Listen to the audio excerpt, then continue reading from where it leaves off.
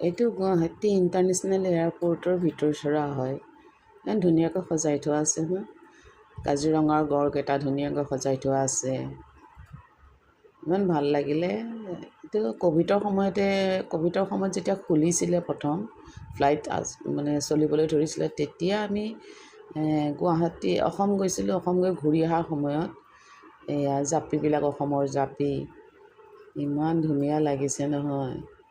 ইমান ধুনীয়া লগাৰ কাৰণে আৰু তাততো কৰিবলৈ একো কাম নাথাকে, গতিকে মোৰ চখ ৰেকৰ্ডিং কৰা।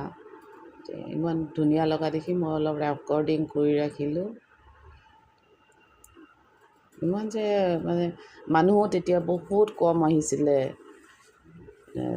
তেতিয়া ক'ভিড জাষ্ট খুলিছে আৰু ক'ভিড টেষ্ট কৰি মেলি যিবিলাক মানে পঠাইছিলে সেইটো সময়ৰ এয়া সত্ৰত যে থাকে তেনেকুৱা